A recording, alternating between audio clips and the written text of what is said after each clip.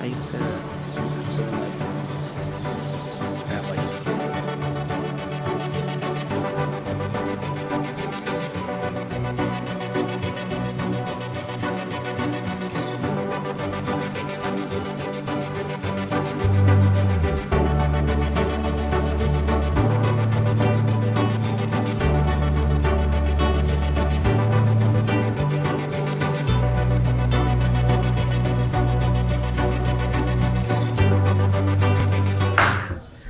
Okay, we're going to call this regular meeting of the Rutherford Board of Education to order at 7:30 p.m. I'm going to ask everyone who's able to please stand for the Pledge of Allegiance.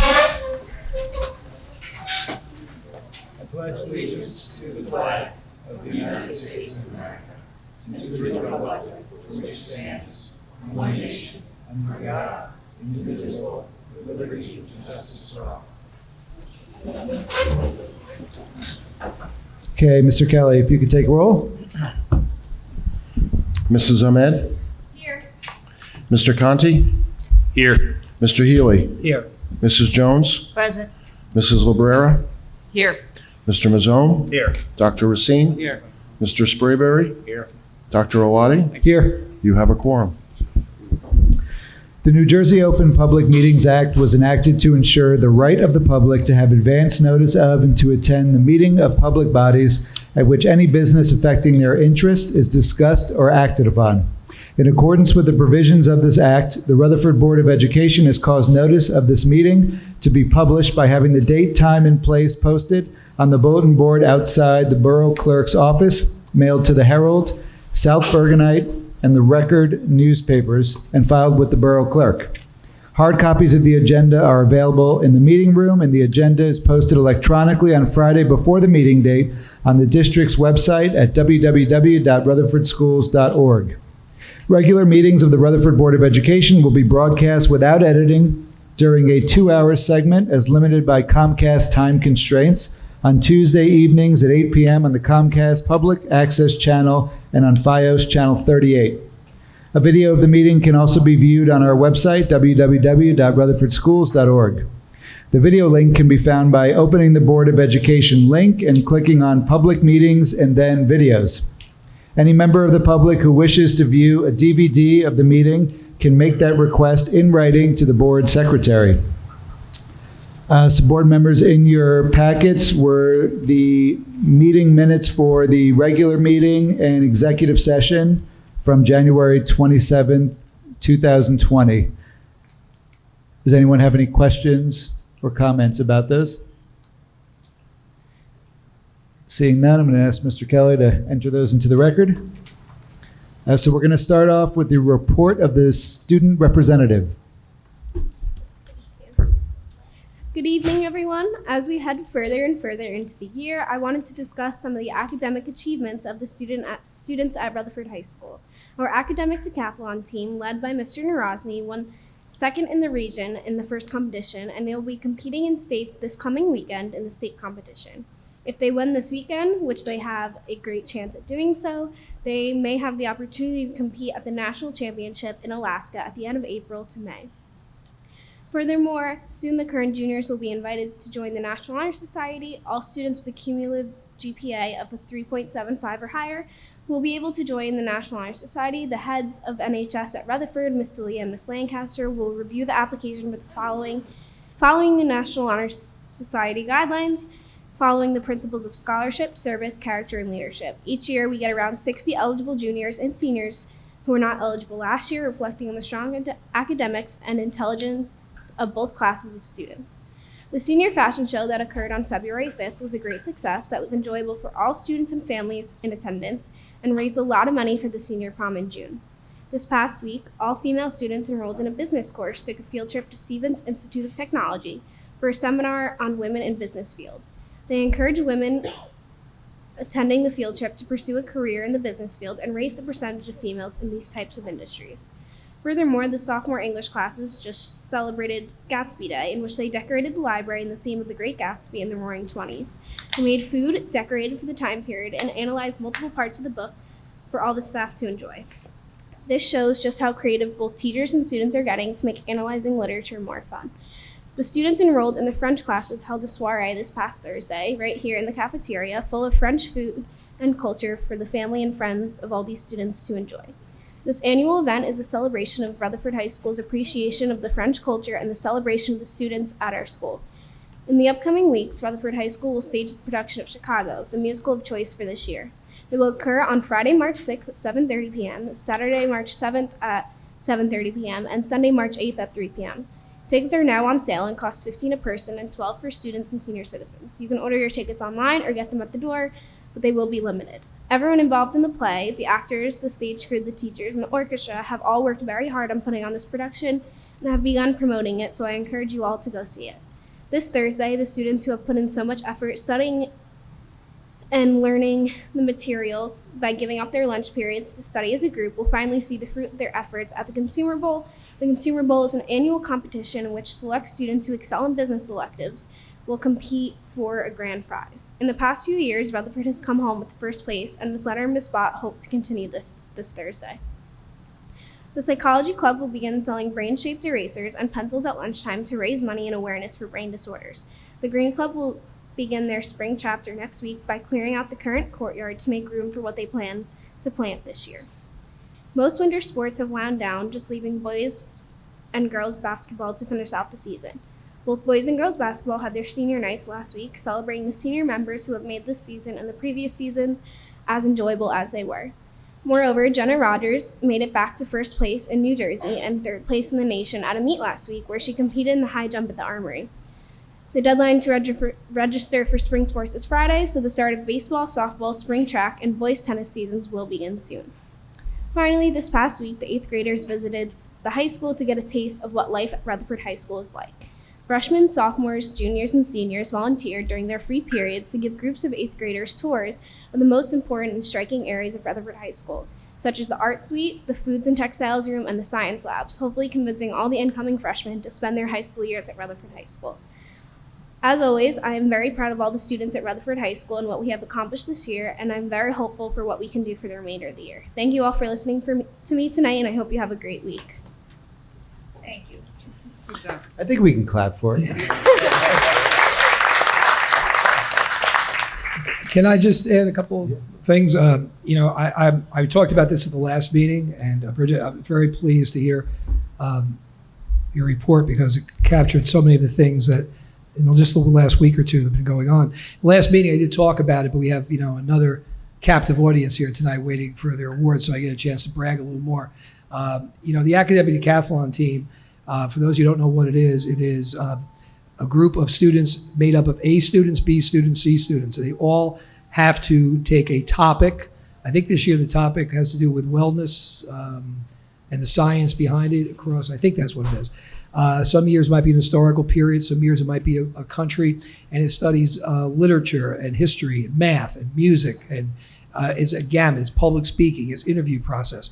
These students work 2 or 3 days a week beginning in the spring. Once this competition is over, they start working on the next one, and they work on it through the summer, into the fall, into the winter, and to prepare not for a season of 10 or 15 or 20 or 30 games, for one competition at the regional, and then they advance, they move on to the states. And they finished second in the region, but their score puts them right now, I think, second from overall going into the state competitions. They have a very good possibility of advancing. In 2009 and 2010, Rutherford High School won the state, went to Nashville, I think, one year, went to Nebraska the other year, and it is a very prestigious, challenging. I will tell you that very few schools of our size are in the competition, and very few schools from our area are in the competition. You're going up against the Ridgewoods and the Ramapos and the Indian Hills and the Mawas and schools like that. So I'm very proud of Mr. Narozny and the students, and I believe this may be the 13th year that we've advanced to the state level consecutively. That Gatsby Day was remarkable. There are pictures of it online. You can look and see. It doesn't do it justice. Kids made silent movies. That look like real silent. I remember silent movies. I'm only kidding. It looked like real silent movies. They came up with crime scenes for the start of the FBI, where you could hold up your phone and through coding. You could see characters, suspects come up. They had literature. They had a speakeasy with apple juice. It was only apple juice, but still was a speakeasy. They had every aspect. They had 25 booths set up in the library. Did it on their lunchtime, opened it up to the school. And it really made the 20s come alive. We have younger students here tonight, younger parents. I know sometimes there's trepidation about, as kids get older. I will tell you, take a walk through the high school and you have nothing to worry about.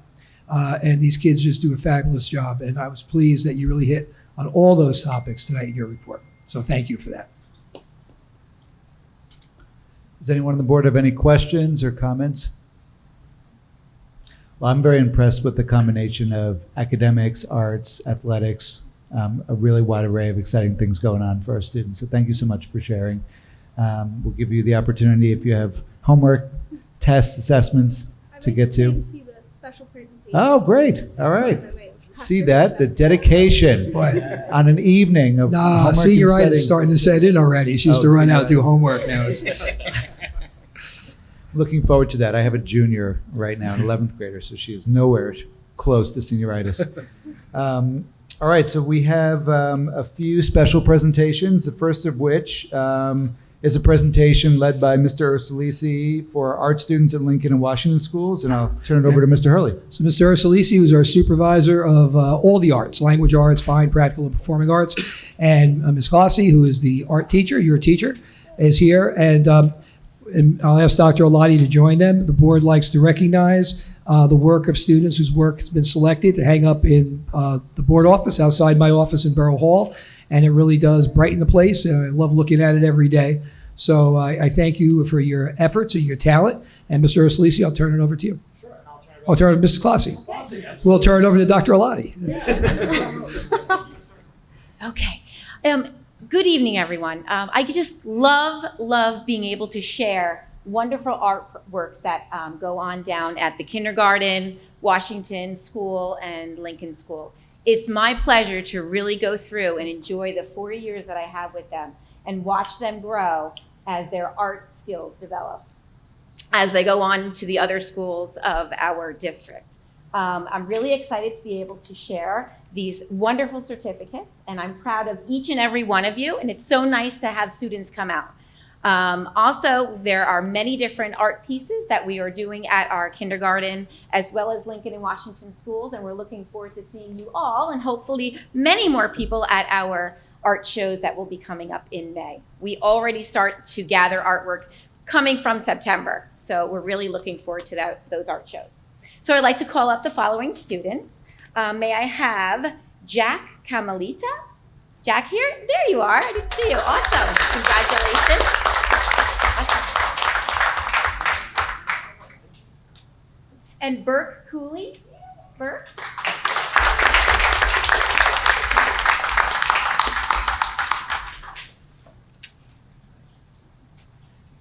And Lauren McCarthy. Lauren.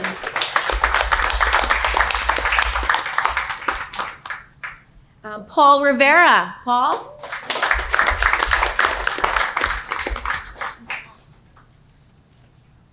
Excellent. Okay. Samal Savink. Samal?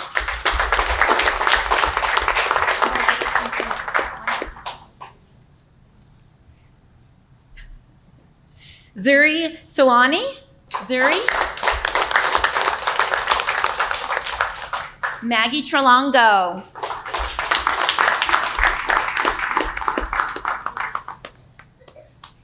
Alyssa Vidal.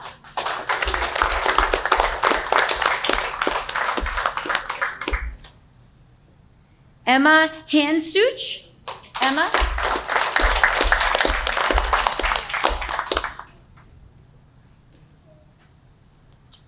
Gianna Lopez.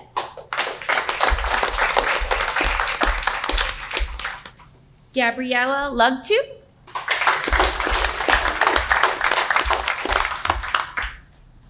Barbara Marcano Flores.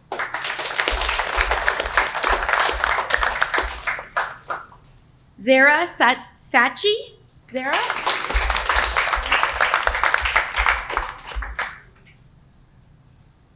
Lily Shapishi.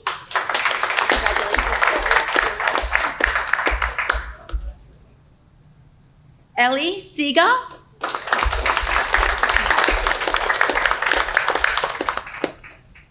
And Zoe Smither.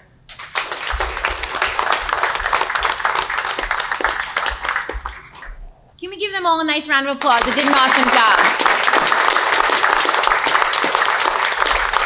Thank you all so much for supporting the arts and coming out this evening. Thank you. And also a round of applause to Ms. Classi and Mr. Aslisi for the work they do to help really inspire and mold young artists who grow into older artists, and the work just keeps getting better. Okay, so congratulations, everyone.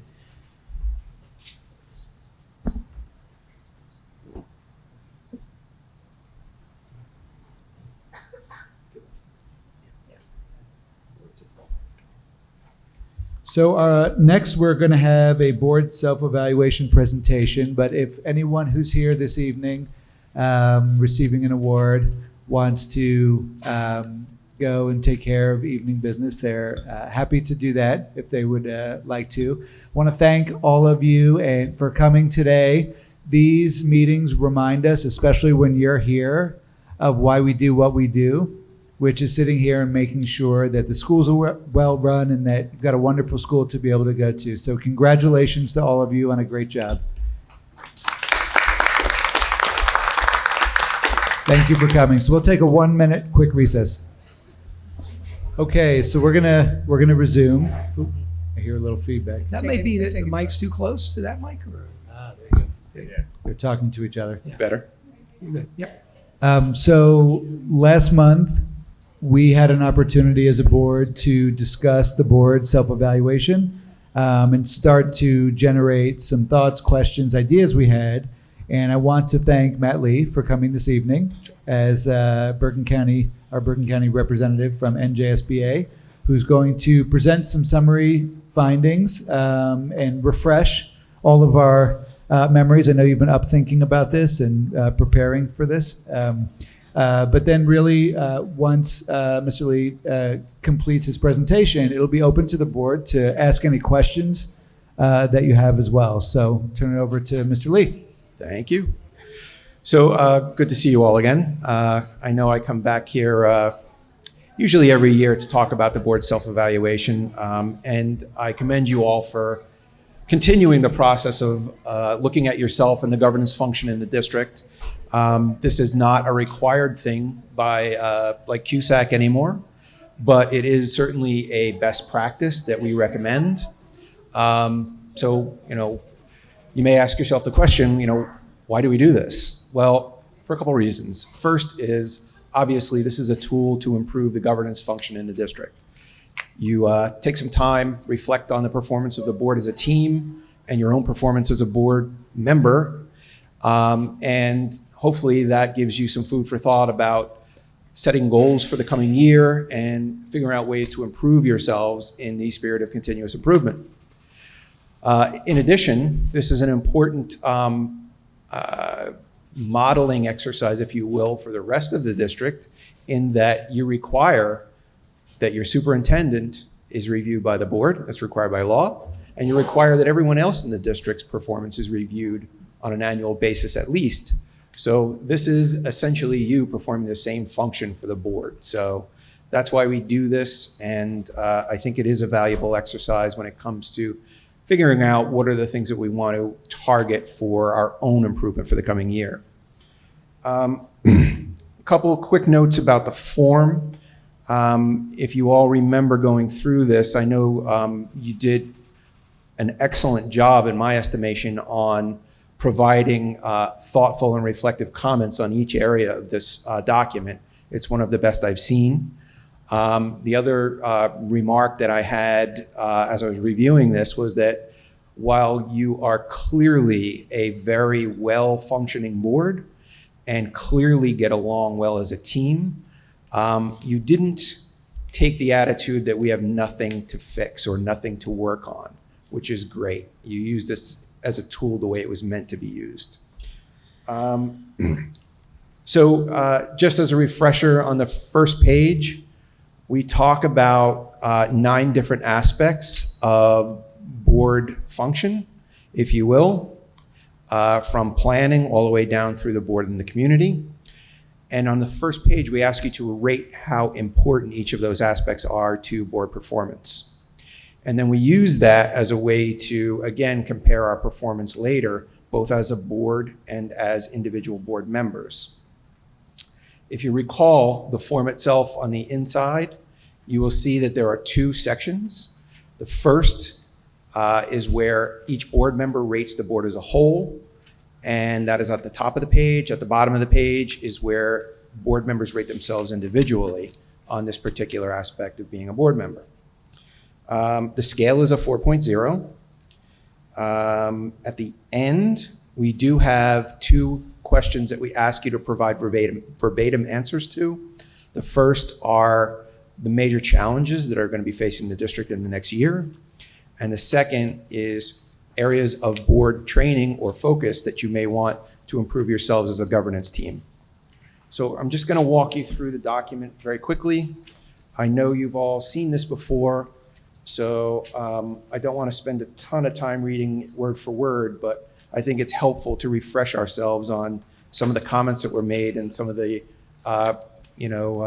recurrent points and themes in here so that we can start to reflect on board goals. So the first section on page 2 is about planning. And the board score there is a 3.2. And I think you can see from the top scale that some of the areas that stood out as areas that we might want to look at for goals is a more frequent review of the aspects of planning of the board. And there are comments, as I said, on page 3. If you want to just take a quick look at those and refresh yourselves on those. Any questions along the way, please feel free.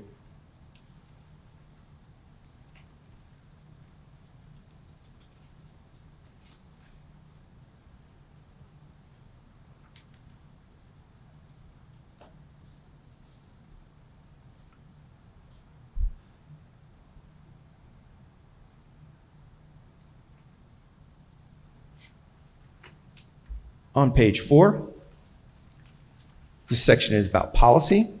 As you know, a board is a policy-making body. This is where you describe to the administration how it is that you feel the district needs to be run and what is the community's desires for education in Rutherford. The score there is a 3.2. And once again, comments for that particular section on page 5.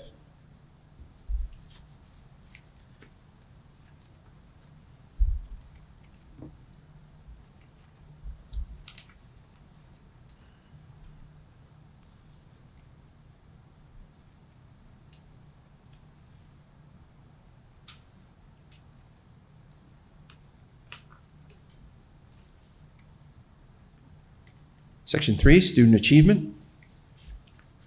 Clearly, as board members, we're not involved in classroom instruction, but certainly we do the things that are necessary in order for student success to happen in our district, starting with policies and things of that nature, down to approval and review of curriculum and also of student achievement assessments.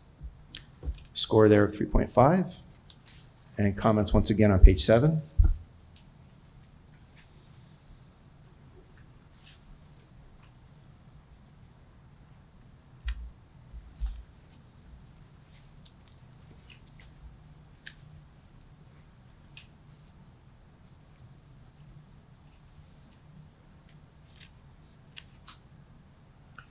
Section 4 on page 8. This is a section dedicated to finance. Score there of 3.3. This, along with another section we'll talk about later, happens to be the one where board members are usually toughest on themselves. And really it has to do with individuals' comfort with financial reports, right? A lot of people are uncomfortable reviewing financial data, and that tends to reflect in this section. 3.3 certainly, though, is a good score. Comments once again on page 9.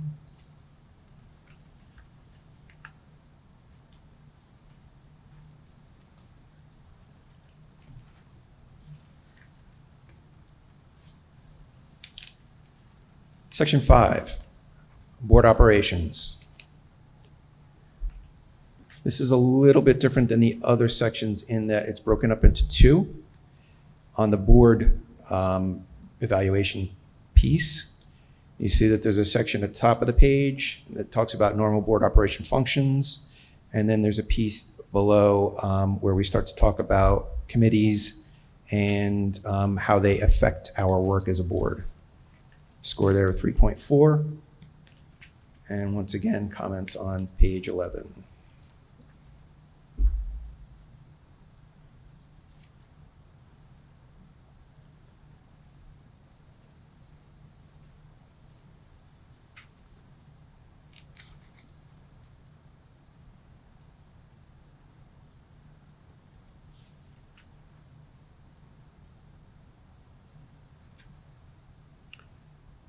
Section 6, board performance.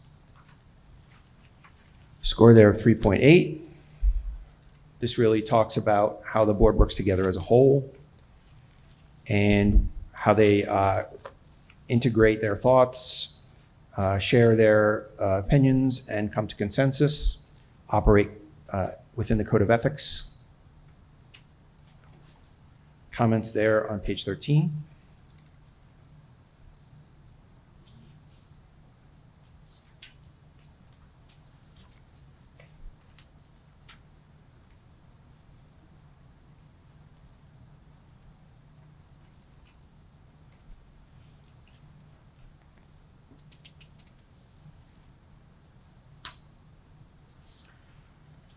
Page 14, section 7, board superintendent relationships. We often talk about it in New Jersey school boards that the most important relationship the board has is with the superintendent. The superintendent is the executive side of the governance of the district and the administrative side. And there's nothing more critical than for the board to have a good working relationship with their superintendent. And clearly you do, score of 3.7. Comments again on page 15.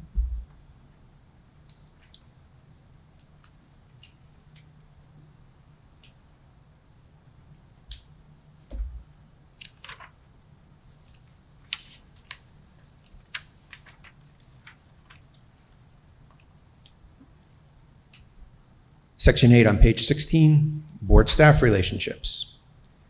Very similar to the student achievement side of this document. Board members don't generally have a lot of interaction with staff. But as you can see by the indicators that we have in this particular section, all those things that make a staff successful and can be provided by the board, such as policy, recognition of achievement, courtesy and respect, things of that nature are all included here. Score there of 3.5, and again, comments on page 17.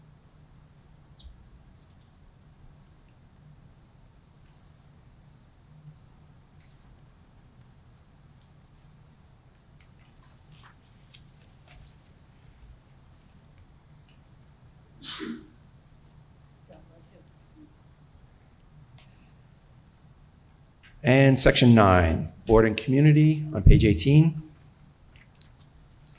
This tends to be the other section where the board tends to be hardest on itself. And since you have just passed a referendum and you've had incredible amounts of dealings with your public in order to spread the message of the referendum, I think you've done very well here with a score of 3.4. And once again, comments related to that section on page 19.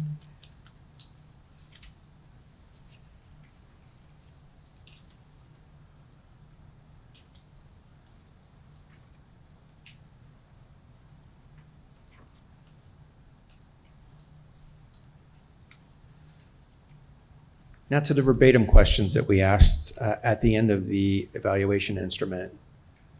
The first is, we're asking board members to identify what are the 3 major challenges that are currently facing the district. And as you can see, there's quite a few comments there. They've kind of fallen into about 4 or 5 different categories, mainly revolving around facilities, which of course is top of mind for a lot of people here.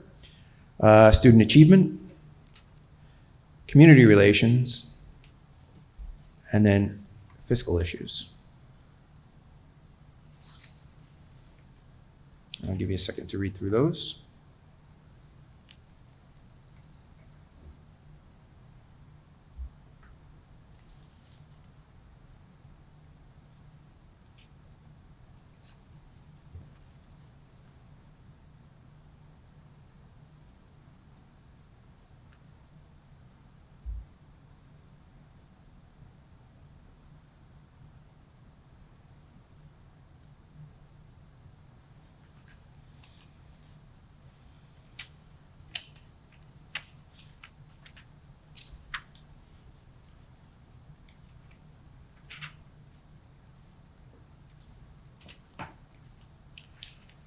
And the second verbatim question, beginning on page 21 at the top.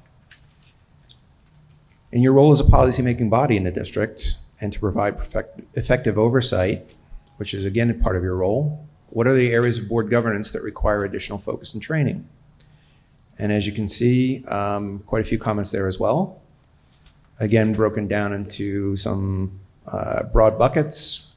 We have committees, communication, negotiations and finance, safety, and facilities once again. The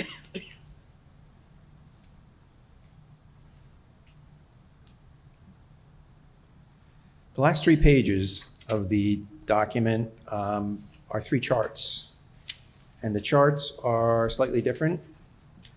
They begin with a board to value, so taking the top score for each of the 9 sections and comparing it to the importance that you rated each of those 9 facets of being a board member. And what we'd look for when we look at these charts is to try and find any sort of significant gaps in there. And really, there aren't any. The only thing that may stand out a little bit is on the planning side, and I think some of the questions about more frequent review of those plans are where this is falling a little bit short. Chart number 2 is where we compare the board score, which is the top score, to the individual score, the bottom score on each facet. And once again, looking for any significant gaps, you really don't see any.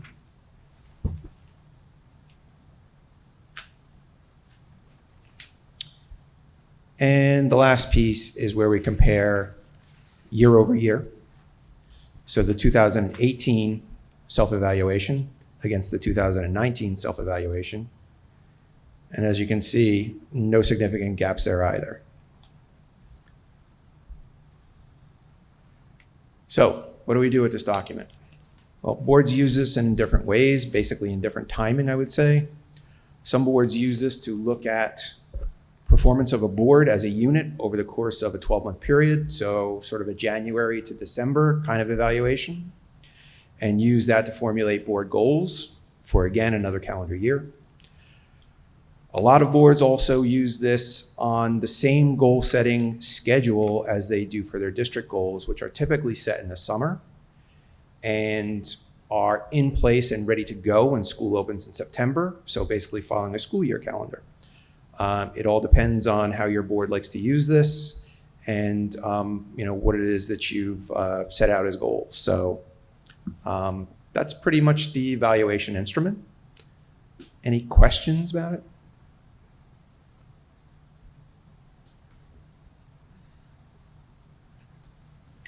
I know you've all seen it before, so nothing surprising here. So I guess one question, I'm just curious to hear from anyone on the board, what's your thought about board goals happening over a calendar year versus a school year?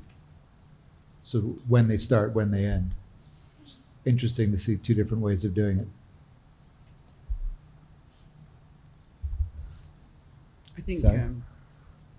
the calendar year works well because it's consistent with the terms that the board members have, right? So it's helpful for a board member in a particular term to be able to do the evaluation over 3 full years at a minimum, which would be difficult if it was by school year.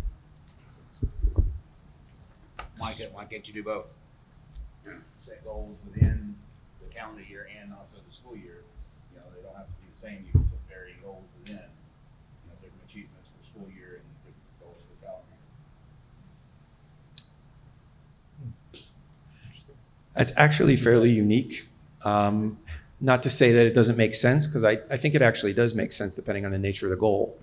So if you look at a goal that's reflective of, say, teamwork, for example, it might make sense to use the calendar year to sort of judge the success and work on the sort of finer points of that goal. Whereas some things about things related to facilities or curriculum might make more sense on a school year basis. So it kind of makes sense. May I interject? Can I interject? You know, I think organically letting goals develop might be a good way of approaching things. My first thought was in trying to ensure that district goals and building goals and superintendent goals get accomplished. Yep. Oft within the school year framework. Yes. Often board goals need to be, if not totally aligned, at least supportive of those goals. So for example, if you're in a referendum plan, or you're in a negotiations with the teachers union, or you know, any sort of a program that you want to get up and running and starting in September and have it done by the school year being, so you get some life out of it. However, there's more flexibility in developing board goals. Absolutely. So there could be an August that there's one board goal developed instead of three. That will be going, you know, similar to what Mr. Sprayberry just said, but you know, where there could be a goal, and maybe that's the only goal we're going to have that year. But come January, as a new board comes together, it may be fruitful to develop a few goals that, you know, so they're overlapping. Let's put it that way. They can, sure. So it could be a discussion that we have in July and August, where, you know, here are some goals that have been developed based on because the process often is the buildings give goals to me. Yes.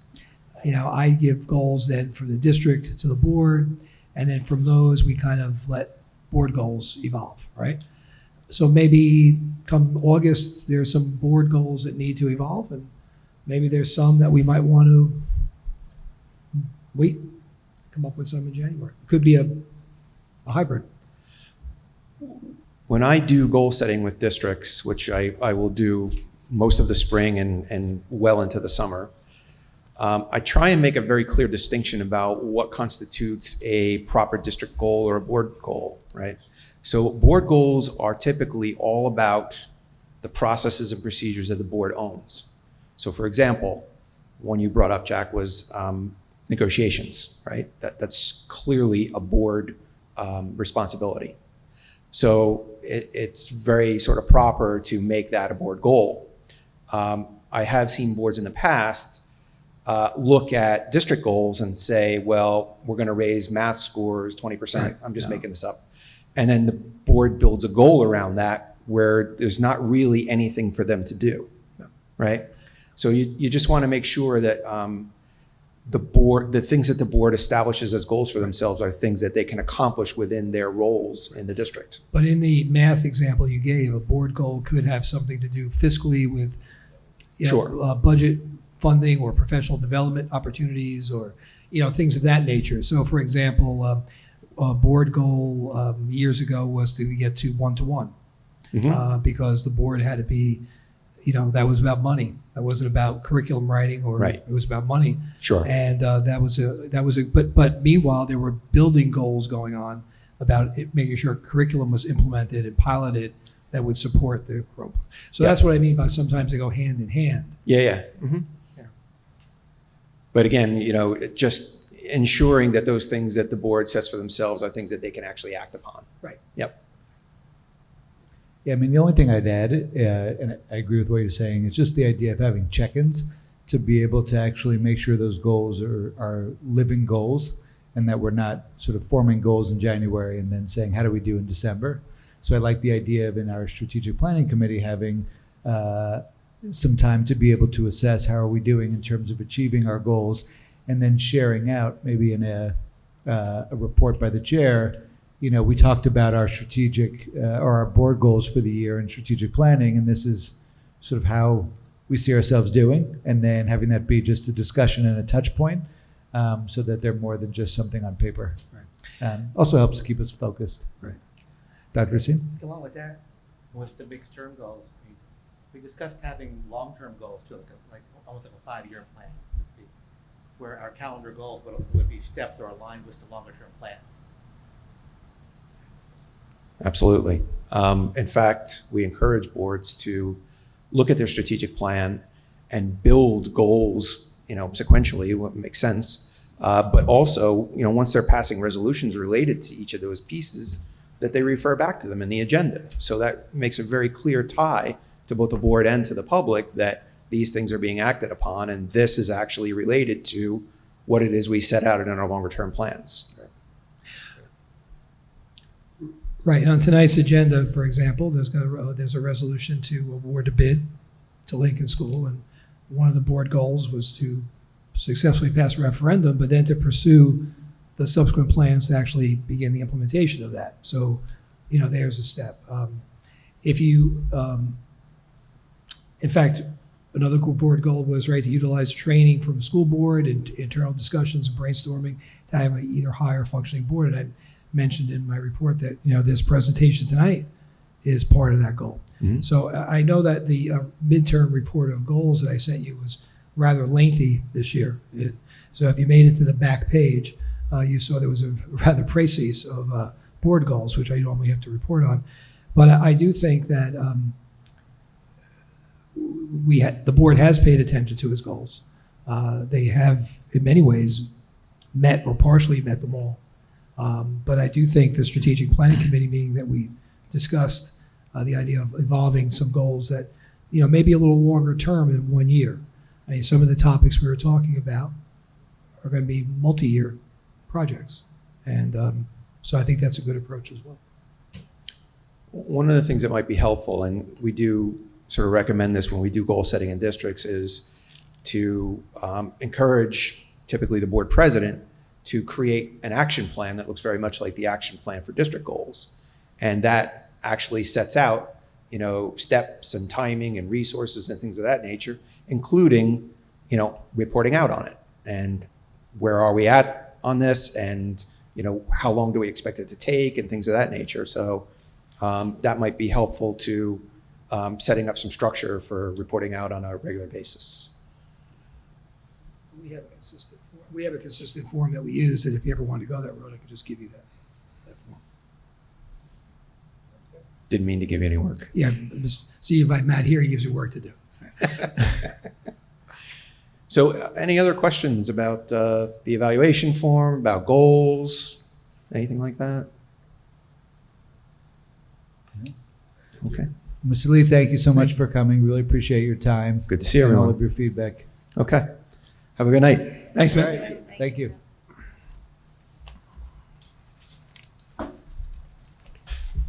Okay, next on our agenda, we have the budget presentation to date by Mr. Kelly. Just give me a second, please. Thanks, Matt.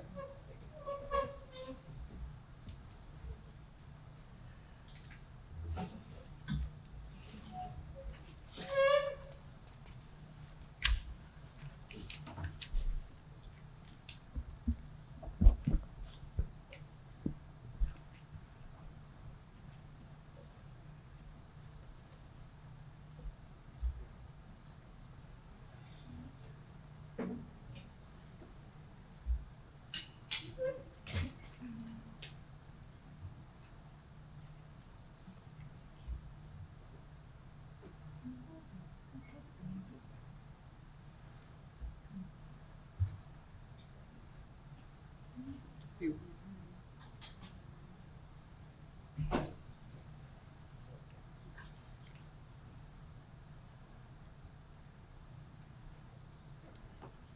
sorry about that.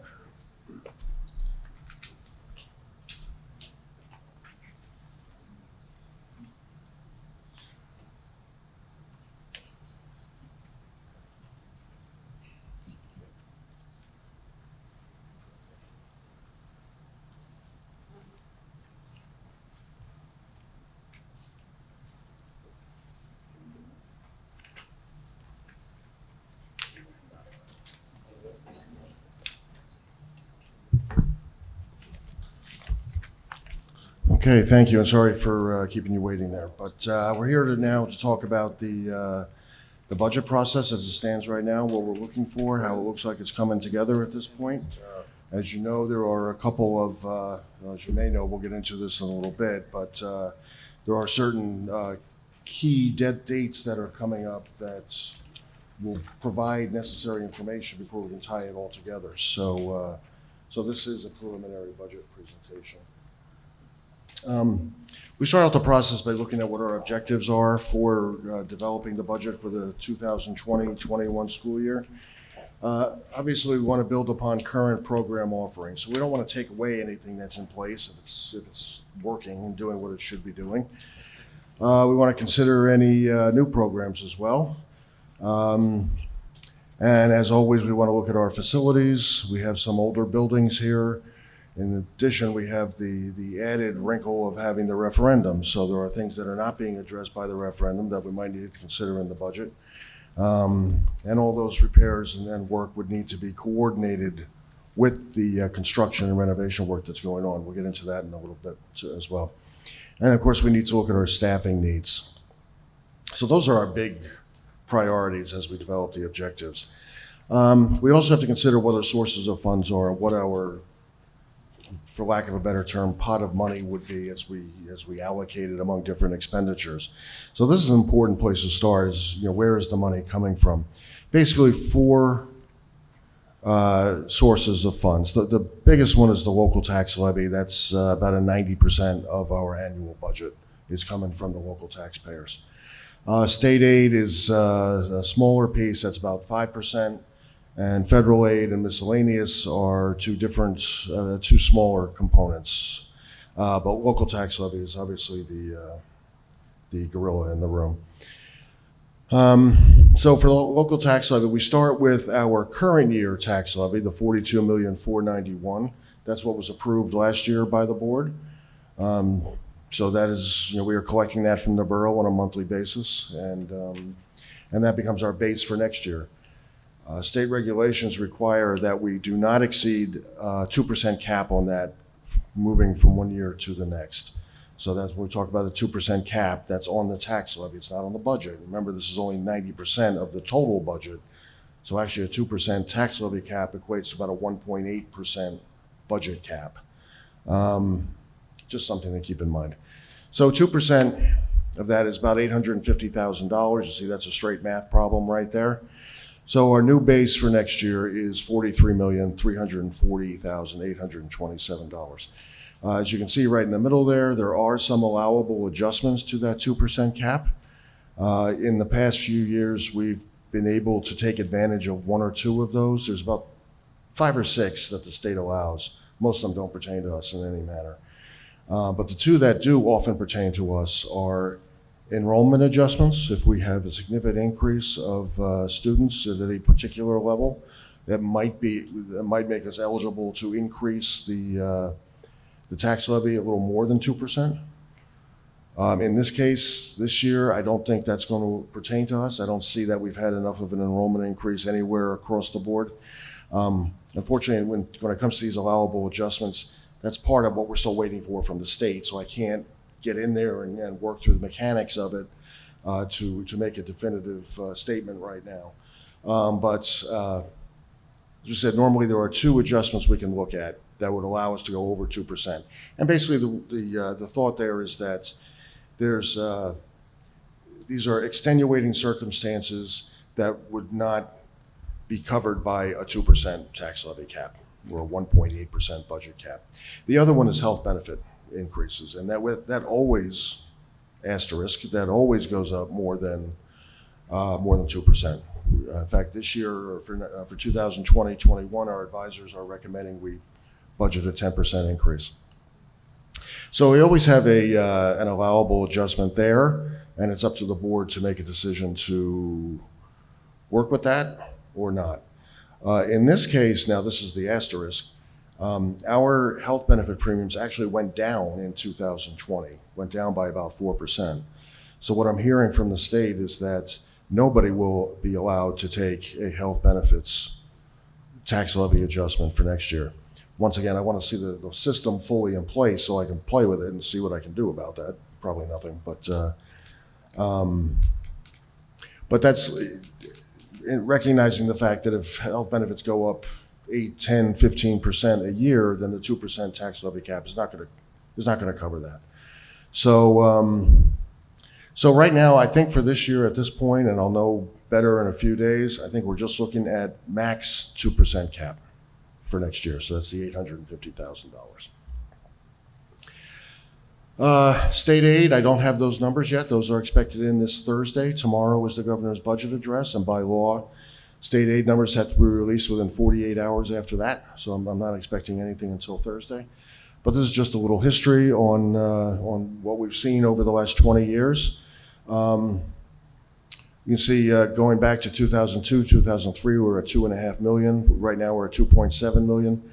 State hasn't taken much of a bigger stake now than they were doing 20 years ago. It went up a bit. It went up to 3.1 million in 8-9, and then it took a significant drop, and that's when Governor Christie came into office, and you were all here for that. So right now, this past year, we're at 2.7 million. We did see a slight increase of 37,000 from the prior year. We'll see what happens. I wouldn't expect anything more than that plus that 36,000 again, but we'll see how that actually plays out. Like I said, I expect to have final numbers on that later this week.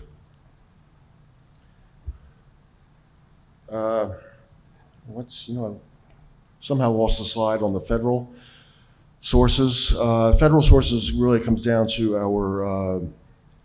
the ESEA. It used to be called the No Child Left Behind. Now it's it used to be called the Every Student Succeeds Act, and now it's the, I don't know, they keep changing the name. Every Student Succeeds Act, I think is the new I one. thought it was ESEA now, but Yes, anyway. I don't know. Every Student Excels Act. Every student. And the IDEA, which is the Individuals with Disabilities Education Act. So we get funds from those funneled through the state. So I work those into the budget. Those are kind of, numbers are really basically kind of a wash. I think it's elementary, secondary education. Acts, that sounds right, yeah. That sounds better. So federal sources are really not significant for us. And to a large extent, they are just pass-through numbers. So whatever I budget for revenue, I'll budget as an expenditure, and it will not impact our budget at all. But there are several miscellaneous sources of revenues. First is excess surplus. These are funds that we did not spend out of the 18-19 budget. So we've been through the audit now, and you all heard the audit report last month. In this case, we have $584,000 sitting in excess surplus. Now, I'm going to explain that in a second, but the fact is that has to go into the 2021 budget, so I am factoring that in. The rule here is this, that school districts have to maintain a surplus, a required surplus, which essentially equates to 2% of our annual operating budget. So in our case, it's about $800,000. Once again, there's exceptions to that. I won't get into that. But to the extent that we do not spend our budgeted funds in a year, they flow into our surplus accounts. Anything above that 2% mandated becomes this excess surplus. So that has to be built into the following year's budget. So that's where we ended up, $584,000, which will have to go back into the budget. So that'll be a source of funds as we move through the budget process. In addition, tuition revenue and savings have become an increasingly important part of our budget. Pre-K program, we charge tuition for, because that's not a mandated program. In addition to the Bulldog Academy. We don't charge for our students, but we do accept students from other school districts, and we do charge tuition to those districts for those students. So tuition revenue is still, relatively minor in the grand scheme of things here. Is a growing revenue source for us. In addition to savings, the tuition savings, to the extent we can bring kids back in the district who are out of district now, we save that tuition. We may save transportation. We may save extraordinary services, OT and PT and maybe a nurse or maybe a full-time aide, that sort of thing. So, we're always looking at those to see how we can minimize our net tuition position.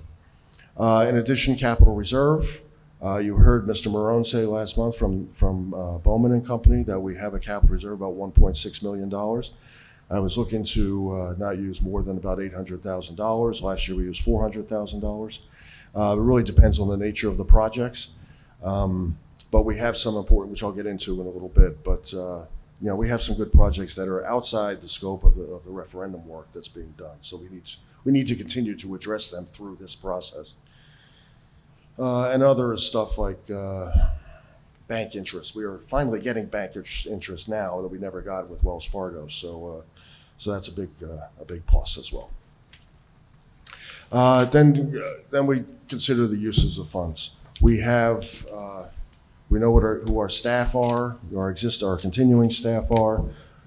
We have agreements, agreements with the associations in place, so we know what their salaries will be next year. So that makes it, relatively simple and pretty foolproof. So it's really just a matter of going through the mechanics of getting that calculated. The health benefits premium increase, that's always a question mark. Our advisors are recommending 10% on the premium increase for 2021. The health benefit premiums will operate on a calendar year. We're on this fiscal year. But for 2021, they're recommending a 10% increase, despite the fact that it turned out to be a 4% decrease this year. We also look at all our out-of-district placements, make sure we've got all those kids accounted for in the budget, because there's some big dollars attached to those. So if we miss somebody, then we've got a problem. So we spent some time with that, as well as the extraordinary services. And then, of course, like I said before, we look at facilities maintenance, and we look at what projects are needed there. Out-of-district placements continue to be a major driver of the budget and a major concern. Students are classified as special needs through their IEPs. We do not always have a program in district. We have done, I think the administration has done a great job over the last few years of establishing programs here so we can bring some of these kids back into district and not pay tuition. Bulldog Academy, for example, the pre-K program, their MD classes, things, if we didn't have these programs, we'd have to send the kids out and we'd be paying $60,000, $70,000, $80,000, $90,000 a year in tuition. So that's been a tremendous help to the budget here. When we do have to send somebody out because we don't have a program, we look at the South Bergen Jointure Commission because they tend to be less expensive. That's a public district, just like we are. So there's cost structure is lower than somebody else. We may look at other public school districts as well, just as some districts look at us for, say, the Bulldog Academy, because that could be a cheaper alternative as well, assuming the programs are doing what they need to be doing. And lastly, we'll go to private schools for students with disabilities. Those tend to be more expensive, and those escalate faster. And we try to use the public options first. So that's how we approach that. As you can see, this is a chart over the last 15 years or so of our out-of-district placements. The red line represents the number of students who are placed out of district.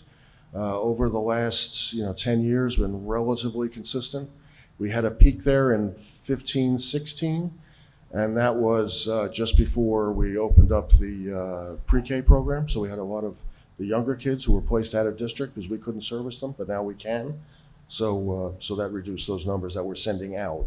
And similarly, the blue bars are the tuition dollars that we're spending on an annual basis. So next year we are looking at a little bit of a decrease because of graduations. And there seems to be a little bit of a shift out of private schools and back into, say, the jointure or public schools, which is good for us from a cost perspective. Personnel, we're only looking at a couple of adjustments for next year, a couple of increases. We need a MD teacher at Pierpont. We need an ELA, an English and Language Arts special education teacher at the high school. If you remember, for this year's budget, we added a math special education teacher at the high school. For the same reason, it's based on the needs of the student population. In addition, we need a .16 full-time equivalent co-teacher at Washington. Oh, that's not Washington Elementary School. That's what that should be. We have a .84 teacher in that position right now. And we keep it at that level so that teachers not earn benefits. But the needs of the school are such that we need to bump that up to a full-time position. So from a salary standpoint, it's not too much of an increase, but it will be adding a benefits package into that. In addition, teacher assistants, we continue to look at that throughout the year and make adjustments where we can. There are always needs. There are children moving in or diagnosed who need an aide, part-time or full-time. And there are students who kind of grow out of the need for an aide. So we try and repurpose those positions wherever possible. So that's an ongoing analysis of our teacher aides. Mr. Kelly, if we could just stay there for 1 minute, just to clarify a couple of, Sure. or expand on a couple of things. To go back, if you could, to the out-of-district slide for one moment. I just want to make sure everybody understands that, This one? yes, that tuitions keep going up in these schools as well. Now, the last few years, the jointure has held their tuition flat, which has helped. But in the private schools and some of the other public schools, tuition goes up. So even if numbers come down, the tuitions go up. We also get students who often move into district. It's hard to anticipate. And again, I can't say much because if I say too much, I could be identifying a student. But just to say that we have students who move in sometimes after the budget's already gone out and been approved, and the student comes in with a severe disability that needs to go out of district, and sometimes at the cost of over $100,000 for the student. So this is, despite the fact that we came down from that really high, over $5 million tuition figure, and we got down now where we're, south of that, not by much, but the students that we've kept in, we have a significant number of students that used to go out that are now here. But this is still always going to be a very driving and mercurial type of a budget item because you can't predict, anticipate who may come in or what needs develop. On the personnel side, as Mr. Kelly explained very well, but I want to just make sure you're clear on it. The multiple disabled class, we currently have one at the middle school, we have one at the high school, and we've had one for years at the pre-K through 3 levels, a couple of classes.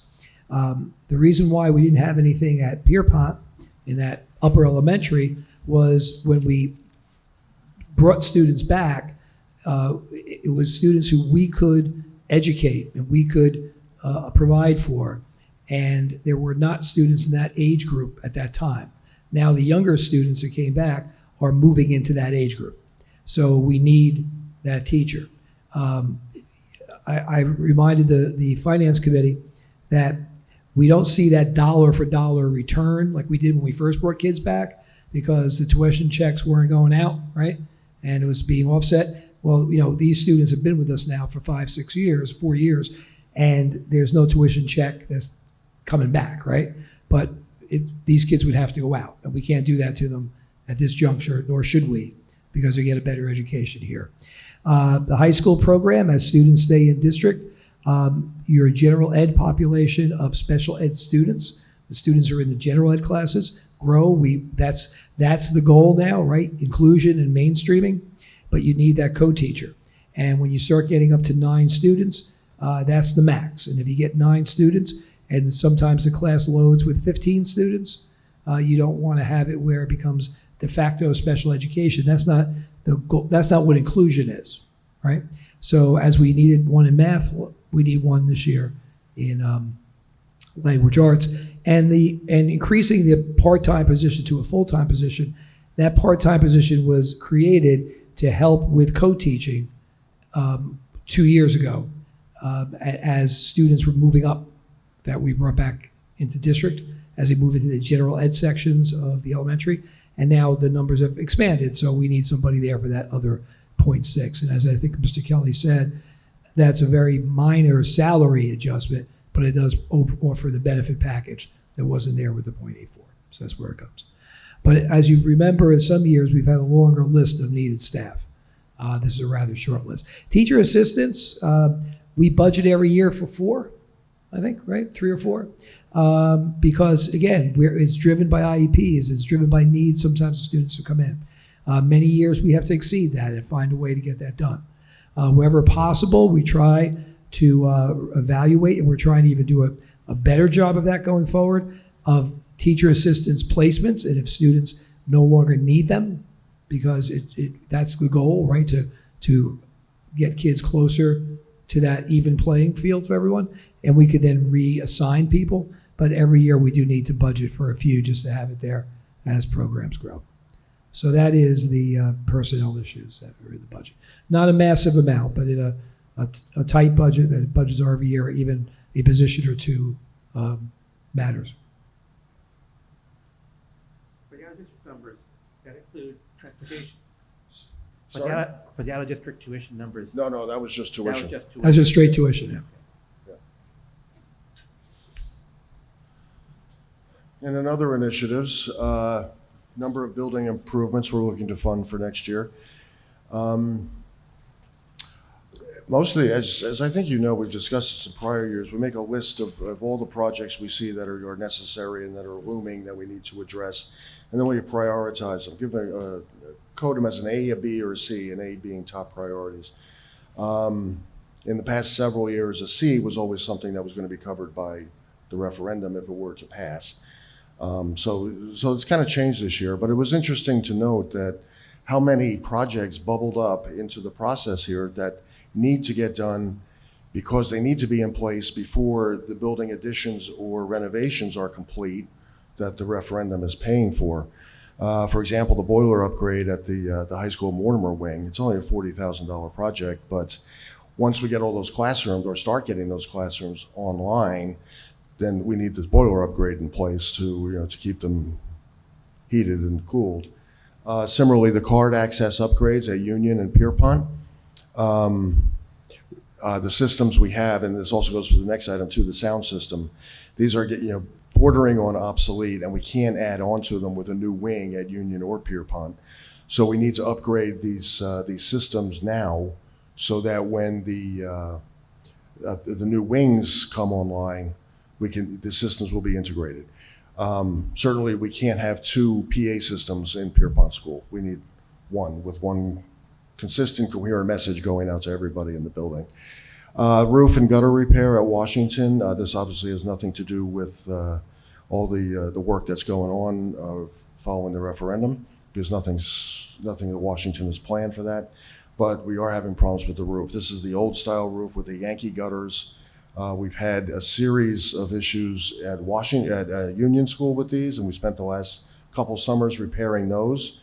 There are still some issues at Union School with the Yankee gutters, but they're under control at the moment, so we're going to put those on the back burner and move to Washington School on this.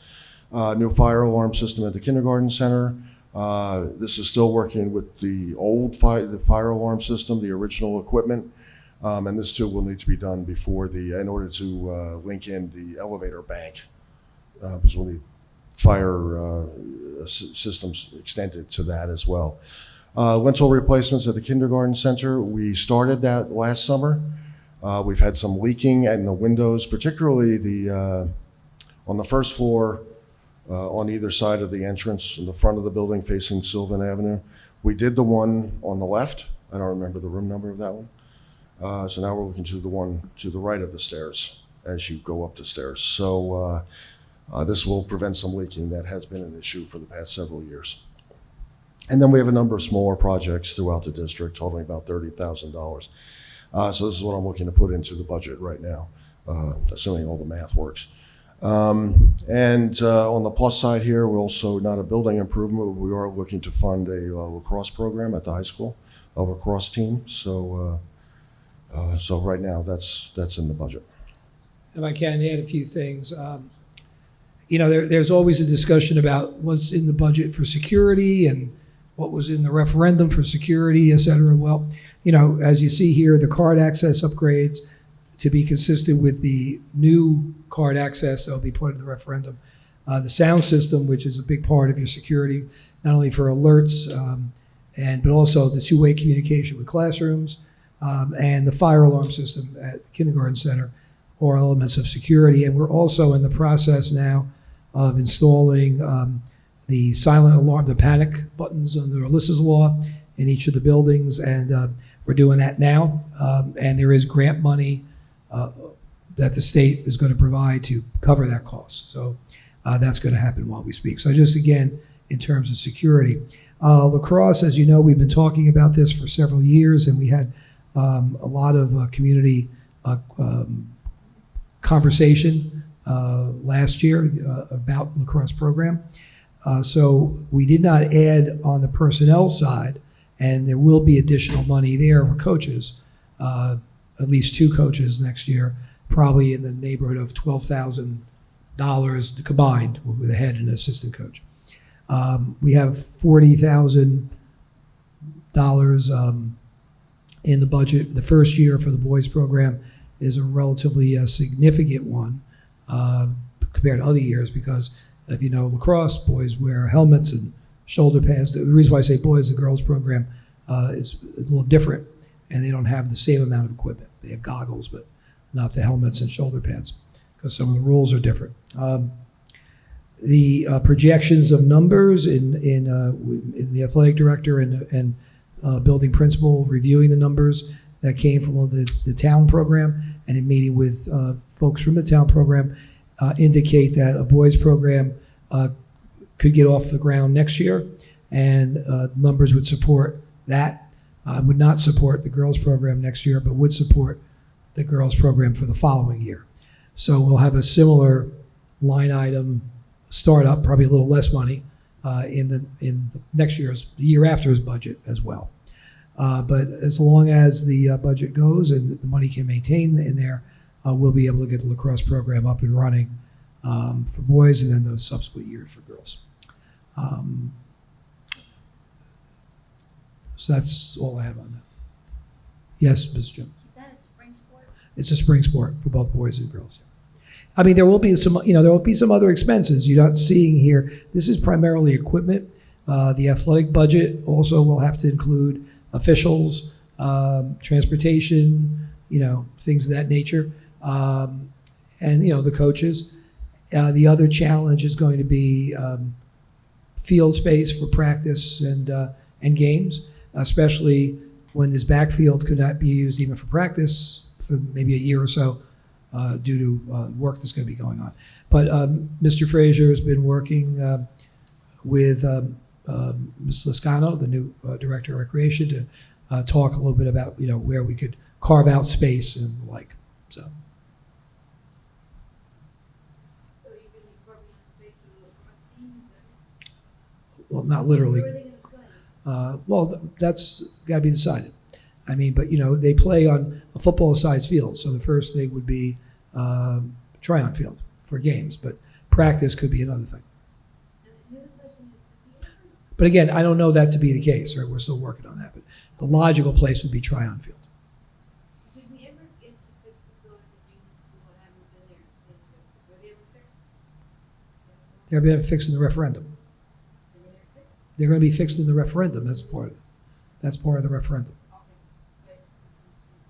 It's part of the referendum. And then finally, where do we go from here? As I mentioned, we're anticipating the state aid figures to be released on Thursday this week. And I'll send out a message to the board just so you know what those look like when I see them. The Finance Committee meets again on Monday. So at that point, I'm hoping to be able to kind of present a comprehensive budget, and then we'll know so we'll be able to fill in some of the missing pieces between now and then. Next board meeting is March 16th. We will be looking for approval to submit that to the county office. It is due by the 20th of March. And that gives me a couple days to get it all pulled together and get it out to them. And then finally, April 27th, we have the public hearing on the budget. There's a 2-week window that we have to have a public hearing that falls right in the middle of it. And then we'll be looking for final board approval on the budget at that point. And then once that approval is given, then it's in place. The budget is final. So, any questions?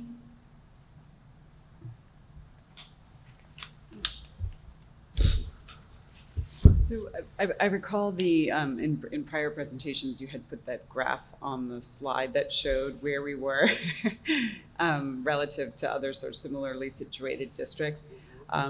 Is it something that you'll be able to pull together at some point during this budget cycle so that we could take a look at it? Yeah, I think so. Okay, great, thanks. Yeah, I thought of it today, and that's really not much we can do about that. Yeah, unfortunately shows those that you really, with the 2%, it's hard to ever change. But it's still, I think, a valuable tool for people to see that we're certainly not overspending per pupil. Yeah, and just for the new board members, it's the spending per pupil in our district versus other districts of comparable size in the area. And what it shows is that we are on the low end of spending per pupil. Thank you. Yeah. What's By that? low end, I mean lowest. Lowest, yeah. The lowest, yeah. There is no That- lower. Yeah, that's low end. And again, for a little history, but not to revisit too much of past history, but for new board members or people that are new even community-wise, probably 8 years ago or thereabouts, we had 2 years, I think, of the board at the time decided 0% increase. And when you do that, you stay flat. And it's like if you have a salary freeze, right, for a year or two, it's hard to ever catch up on that. So, I say this every year. I think it's a real credit to the budget managers, the principals, the supervisors, to Mr. Kelly's office, and to all of us involved with the board, with the budget, because we managed to keep growing programs with a lot of constraints that we have to deal with, and the constraints that are imposed on us by state regulations often, not by the will of the board, or even for that matter, the will of the community. So I think we do a remarkable job of we're one of the few districts, knock on wood here, that really haven't had to cut programs. We've added programs, and we've managed to do that. So it's a credit to all of you and to the people and Joe and his office and all those people that work on the budget, the administrators, that we're able to manage that. Yes, thank you. Nice job, Mr. Kelly.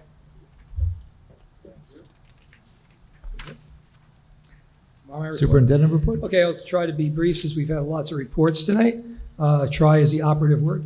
Try hard. Just a couple of quick items. Real quick on facilities update. Tonight, the board's going to be asked to approve awarding of bids for the Lincoln School project. When we get to that in the program, I'm sure Mr. Kelly will have a few more things to say about that. But in your packet was a letter from the Sumgen and the comparison of the three lowest bids. Union School Phase 1, which is the floors of Union School, is out to bid, and the bid opening is scheduled for March 4th. So at the March 16th board meeting, and this is all on the sheet that Mr. Kelly provided to you at the last meeting. March 16th, you'll be asked to award a bid, hopefully, because you have to wait to see how things open and make sure that they all fall in line. But hopefully you'll be able to award a bid for that project. And then the high school science lab and the kindergarten center, the entire kindergarten center project, are going out to bid on March 2nd, March 4th, respectively, with openings on March 30th, I think April 1. So on the April 6th meeting, we hopefully will be able to have resolutions for approval for bids there. And then Pierpont would follow suit a little later in the spring for a later start in the summer. At the March 16th meeting, in addition to the budget presentation before we have to send the budget up to the county, the preliminary budget, our lead architect, Rachel Tiedemann, will be here to do a presentation to the board to update you on things that are going on and show you some plans and some visuals and things like that. So March 16th, Rachel will be here to do a presentation at the board meeting. Okay. And that's really the only update we have right now in terms of things being new. Okay? We don't need committee meetings I put that in the agenda on the 9th. We will need committee meetings on the 30th, and I'll let you know what committees as we grow closer. Good chance that all of the committees will be meeting. Finance aside, finance is meeting on March 2nd, right? And that, for me, was very brief. Oh, I have to do that, thank you. See, I knew I had more to say. Don't blame me, Mr. Kelly reminded me. I do have to report on the students' safety, SDS is a new acronym. There's a lot of new acronyms. The Student Safety Data System Report for period 1 is embedded in the agenda, and you'll see total incidents that involved either violence, vandalism, substance, or weapons, and there were 9 total. Violence means there were 2 fights, okay, in the district. We had no vandalism, and substance, there was 2. And I don't know where, and the HIBs are in there as well.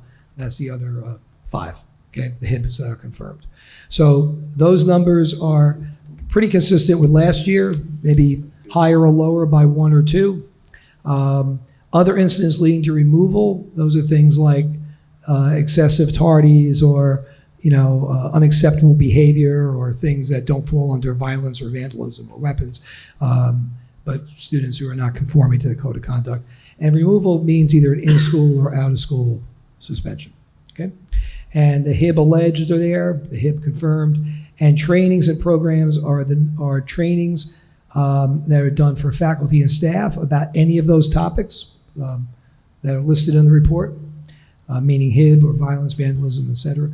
And programs are programs geared towards students that have occurred in the throughout the schools. Okay, so publicly that has to be reported twice a year, phase 1 through December, and then phase 2 at the end of the school year. Okay, and one other comment.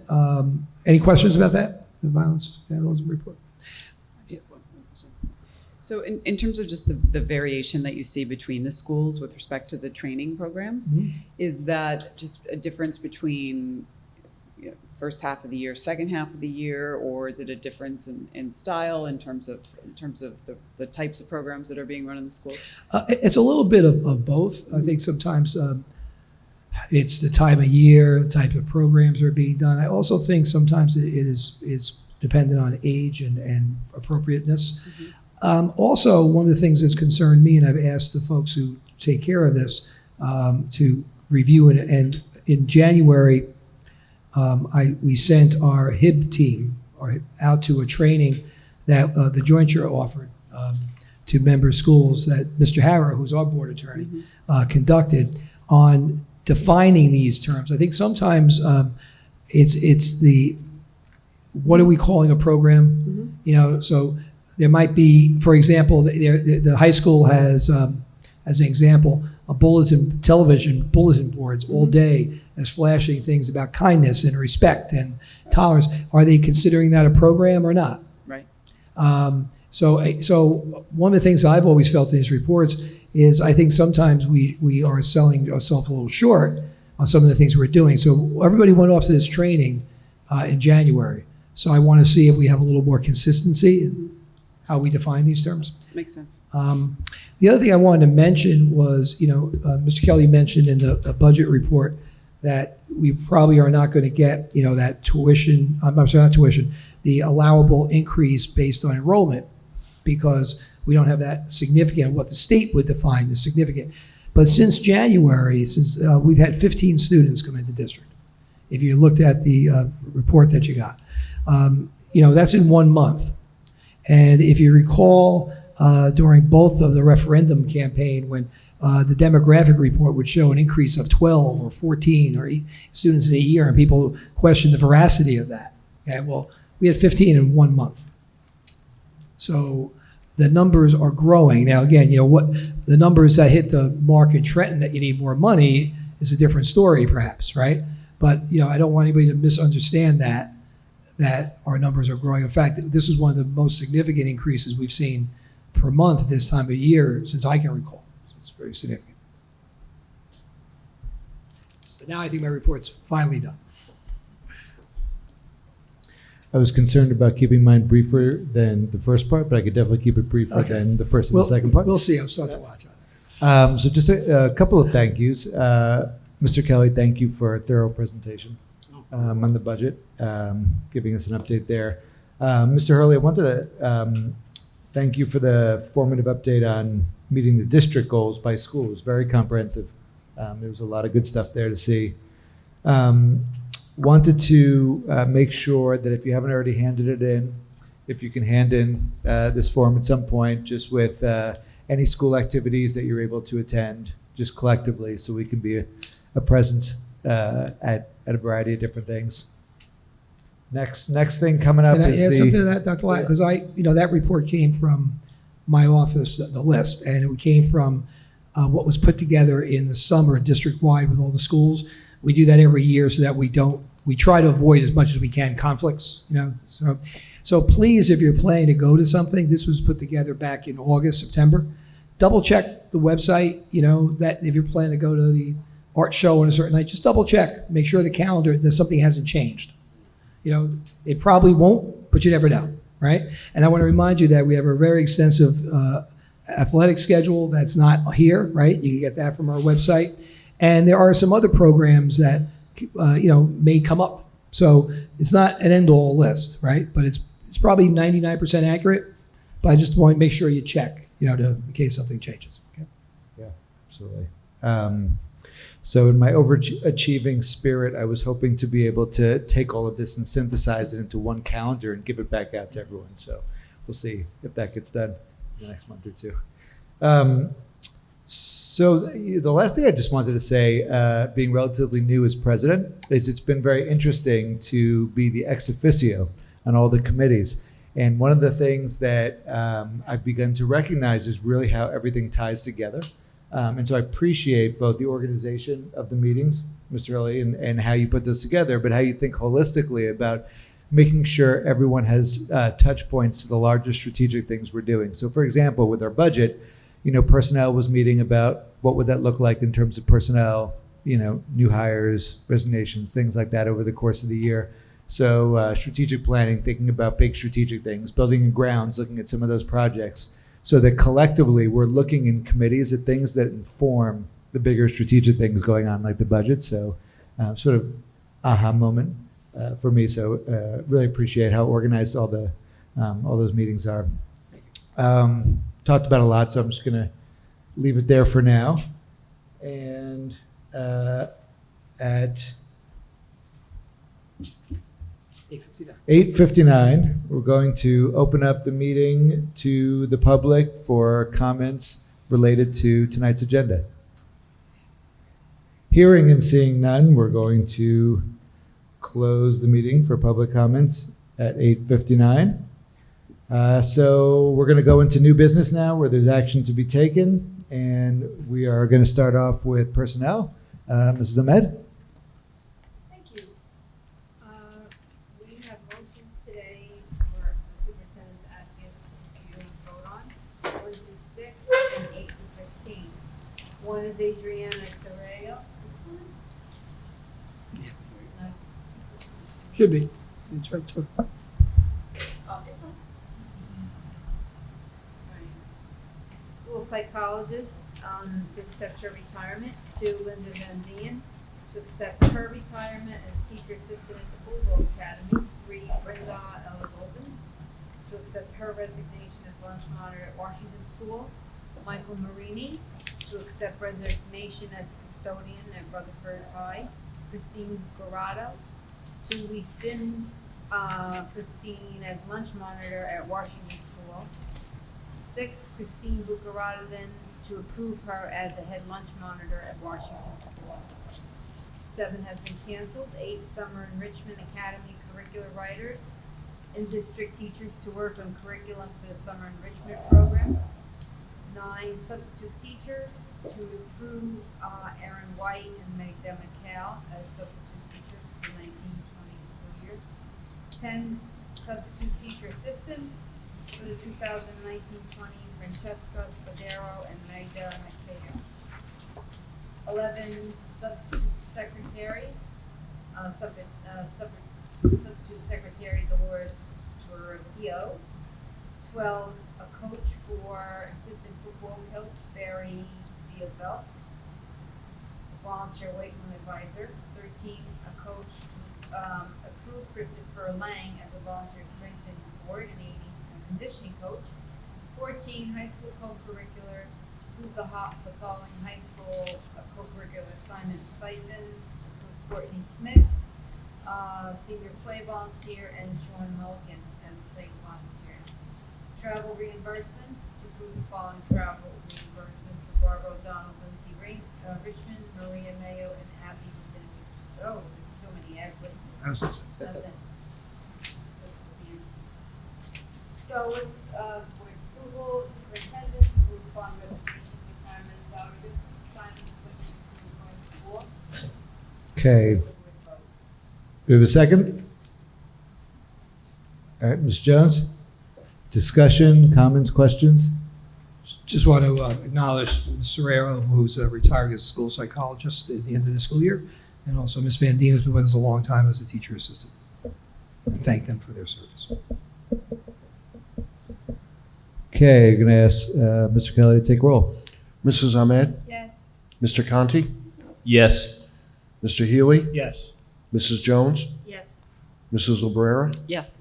Mr. Mazzone? Yes. Dr. Racine? Yes. Mr. Sprayberry? Yes. Dr. Awadi? Yes. Motion's carried. Thank you. We did go 6. It was 1 through 6 and then 8 through 15. Yes. Okay, we're going to move into curriculum and instruction now. Mrs. Jones, if you'll take us through it. The Curriculum and Instruction Committee met on Monday, February 10th, 2020 at 6:30 p.m. In attendance was Mr. John Hurley, Mr. Joseph Kelly, Mrs. Shelley Ahmed, Dr. Sergio Alati, Mr. James Sprayberry, Ms. Brenda Fargo, and I was there as the chair. And we had a guest with Dr. Gina Valeshko. The committee meeting ended at approximately 7:10 p.m. and the committee focused on the current before and after care program. There are 7 resolutions for board member consideration under curriculum instruction, all of which are put forth in recommendation of the superintendent. Resolution 1, out of district placement. Resolution 2, field trips, now totaling 132. And resolutions 3, 4, 5, and 6, 7 all need affirmation of the superintendent's decision regarding HIV investigations. So it's pretty clear cut, there's no real difference in, it's the usual business of sorts on curriculum tonight. So unless anybody, does anybody have any comments? So then I would move resolutions 1 through 7 under C and I. Okay, do we have a second? Ms. Lebrera? Any comments or questions? All right, Mr. Kelly, take roll. Mrs. Ahmed? Yes. Mr. Conti? Yes. Mr. Healy? Yes. Mrs. Jones? Yes. Mrs. Lebrera? Yes. Mr. Mazzone? Yes. Dr. Racine? Yes. Mr. Sprayberry? Yes. Dr. Awadi? Yes. Motion's carried. Thank you. Before we move on, we have our student representative who's still here, and you can choose to remain unless you have any homework or other things you have to attend to. I do actually have a test after. All right. Thanks for staying. But thank you for staying for this long. I hope this was informative. Yes, thank you so much. All Thank right. you. Great. Have a good evening.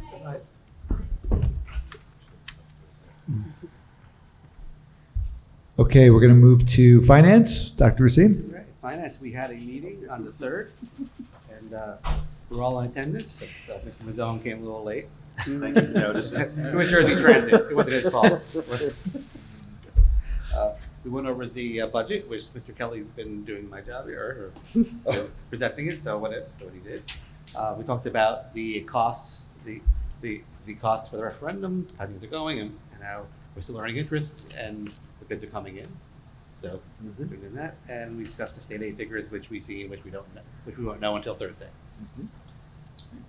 And on the agenda for tonight, there are 6 items. First one is the approval of bills. Number 2 is the January treasurer's report. Number 3 are budget transfers. They're all in your packets. Number 4 is to accept a donation from the Rutherford Elks of $2,000 for the Heroes and Cool Kids program. Number 5, to reappoint Brown & Brown as our benefits advisor for 2020. Number 6, to approve the submission of the semi-conservation plan. That's it. Okay. Motion to put those forward? That's your- Yes. Oh, you have a question? Just one question. Do we usually get a donation of $2,000? Yes. It's, Yes. it's an every year, an annual? Pretty much. Heroes and Cool Kids used to be funded through character education grants. And then about 10 years or 15 years ago, they stopped. So the REF and the Elks have usually been contributing annually, and the program's been sustained by those 2 donations. I think it's about a $6,000 annual fee to run it, and we usually get the Elks donation and REF grant. They've been generous in rewarding that every year to keep it going. Thank you. Other questions? Great. Motion to put these forward? I'd like to move items 1 through 6 on finance. All right, second. Mr. Mazzone? Any final questions, comments? All right, Mr. Kelly? Mrs. Ahmed? Yes. Mr. Conti? Yes. Mr. Healy? Yes. Mrs. Jones? Yes. Mrs. Obrera? Yes. Mr. Mazzone? Yes. Dr. Racine? Yes. Mr. Sprayberry? Yes. Dr. Awadi? Yes. Motion's carried. Thank you very much. By the way, if I hadn't asked our student representative if she needed to go home, you think she'd still be here? Yes. I think Keep on telling her she could leave. You should feel guilty. feeling badly. Don't ask her next time if she wants to stay. While we run. Well, she said yes first time. Okay, so we're moving on to policy. Ms. Libera. I have no report tonight. Okay. We're going to move on to building and grounds. Mr. Healy. Yes, we had a Buildings and Ground Committee meeting on Monday, February 10th. In attendance, Mrs. Jones, Mr. Sprayberry, Dr. Lottie, Mr. Hurley, Mr. Kelly, and Mr. Paterno. And 2 agenda items were discussed. One being the 2020 and 2021 budget and targeted projects for that budget. And Mr. Kelly provided a list of projects, which did not include the major facilities projects. And the second agenda item was Mr. Kelly, Mr. Hurley, and Mr. Paterno explained the project monitoring procedures and practices that are in place. Went over that, and we did include in that discussion the engagement of Epic Management, which will oversee the construction projects. We have 1 resolution for review and approval tonight, and Mr. Kelly, I'm going to read it in part, or do I have to read the whole resolution? I think in part. In part. The project, of course, is the classroom addition project at the Lincoln Elementary School, and the ask in the resolution is to approve the bid that was submitted by Catcord Construction Company. And by this resolution, the board hereby awards the contract for the project to Catcord Construction for a total contract sum of $787,910. And further in the resolution is that the board attorney would then be directed to draft the agreement with Catcord, and the board then, as the board approves it tonight, that would be the next step. With that, Mr. Kelly and Mr. Hurley, can we take questions of that? Or do If you want to just give you a little background here, this was the first of 7 bid packages that were sent out. We did get a very good response, 14 respondents. And of course, the more you get, the more competitive you can expect it to be. So the total here, the $787,000, is a couple $100,000 less than the budget. So that couple $100,000 will then go back into the pot for a rainy day relative to all this construction and renovation work. The bids were reviewed by our architects, our attorney, and Epic Management. So, we're comfortable that that this is the appropriate award. In addition, CatCord was in this morning to do a post-bid, but to take a look around and to ask some questions and to dive a little deeper into the project. So we're off and running on this one. We just need your approval. Yes. It's very promising news. Yes. Can you just remind us as to what the sort of high-level criteria are in selecting one? This isn't necessarily a low bid winner, right? No, there are some other this criteria is a that we low can bid review. winner as long as they are. It's the lowest bid, assuming they are responsive to all our requests and they are responsible. They have all the right qualifications to do the work. Then it is low bid. Okay. So and it turned out this was the low bid. Okay. And will that be the case for all the referendum projects? Yep. Same criteria? Yes, exactly. Okay. Yes, Mr. Mr. Kelly, in the bid evaluation by the architect, it says the board attorney agrees with their review. Does our board attorney actually approve this to go forward with it? Yes. So they have approval? It gets right. You go ahead, Mr. Kelly, answer. Yeah, he actually drafted the motion that you have in front of you. And this, as it is like the first major project coming through for approval, as far as the exact details, I mean, there's one paragraph detail here in the bid evaluation. Is there further details about the construction that we have access to, just to know that? I'm not In sure. other words, I'm not sure what you're asking. well, in other words, I mean, the bid classroom itself is probably a size, 50-page document. who did Those It- more than that. Maybe more than 50-page document. The bids submitted are the like bid this thick. itself, Yeah. yeah, I mean, they go through every part of the job, everything they're and going to that's a do. public document. Right. I mean, it's the packets were voluminous in terms of the 11, and they're reviewed in. So the day of the opening, there's a list made of just monetary, but then Epic and PSA both take all the bids, and it was a good 10 days or 7 days before we hear back from them after they review them all. And then the three lowest, we send the ones that are going out, they go out to the attorney who also reviews them. So it's every aspect of the job. And there's specifications, as Mr. Kelly said, in the job that they have to address. And every one of those items are checked to make sure they've addressed them, and every legal aspect that they have to show is addressed. So So they do it like a vendor background check also, as far as their financial liability.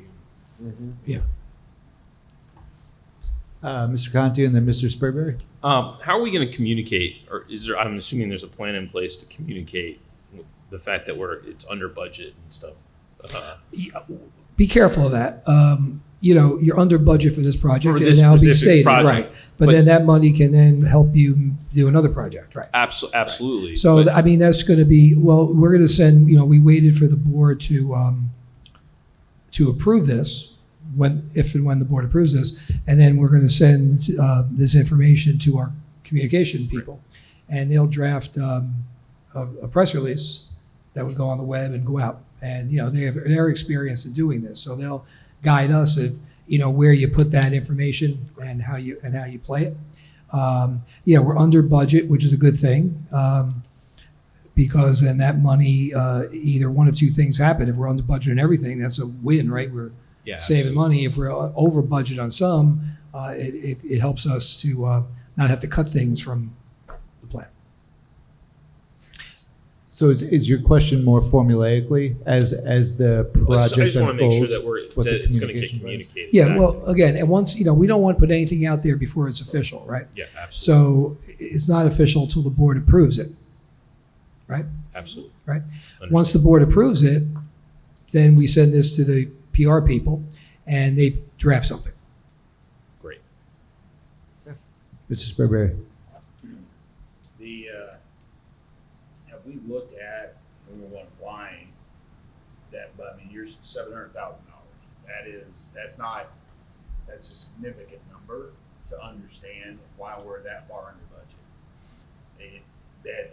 That's a huge red flag for me, that either we over budgeted somewhere, like significantly. I mean, even tariffs, I mean, just they don't equate to that number. I see a $700,000 delta, and it's just, why, great that it's very promising, one for us, but that's a massive number. No, Project for that size. I understand your question. And I think in other times we've done this before and we've had a bid that was significantly lower. We have gone back to the contractor and said, are you willing to support this? Is this number correct, or did you make some mistake? Just so that we don't get into a situation with a contractor who's working with some numbers that they can't actually live with. But in this case, I think with 14 bidders, this was the low bid. The next 2 or 3 bidders were not that much more above this. So they were all kind of in the same ballpark. And then there were some who were, I think, $1.4 million was the high bid. So there was a range, but there were several in this grouping here that would indicate that it's a legitimate bid. And I see that. Just my question is then, even in the estimating level, why are we estimating so high? I mean, that's what I'm looking at. It's just that's not my area of expertise, but the architects prepare the estimates, they prepare the budgets, and then Epic Management, who, as we've discussed, is the board's representative. It's here representing the board's interests at all times. They're challenging those numbers. They have their own professional estimators who are looking at all this. So the fact that it came in under budget, I think that's on CatCord, and they may have some efficiencies that aren't apparent to us yet, but we're going to hold them to that number. Dr. Zine? Not too much effort on a PSA's part. It may be instructive for us to get either at building the ground and/or finance, just a little overview, because it's a project of the estimate they had and how it came in, so we can actually see what differences are across the board or on one item. It'd be instructive for us just to tell going forward. Oh, well, I'll look at it and see I'm what curious. I can. Yeah. Okay, let me look into that. Yeah. Thank you.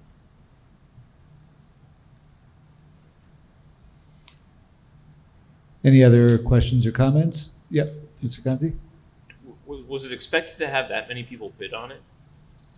Well, we were getting reports in advance saying that because they have to go to the architect's office and pick up the bid package. So we knew how many had picked up. And there was actually, I think, about 23 who had picked up. So we knew this was coming. Next week is the Union Floor project, and we got a report today that 10 have picked up so far. So there's a good chance we'll have 5 or 6 or 7 next week on March 4th when we open those bids, which is still a decent number. So yeah, we can keep an eye on them. In fact, the architect sent out a message a couple of weeks ago saying that, we're out to bid on the Union Floor project. We've only had 3 pick up. Can everybody just kind of make some phone calls? And Bill Morris from Epic wrote back and said, I'm on it. I got it. He's got contacts. He knows contractors. He put the word out there to stir up some interest. So I have a general question about projects going forward too.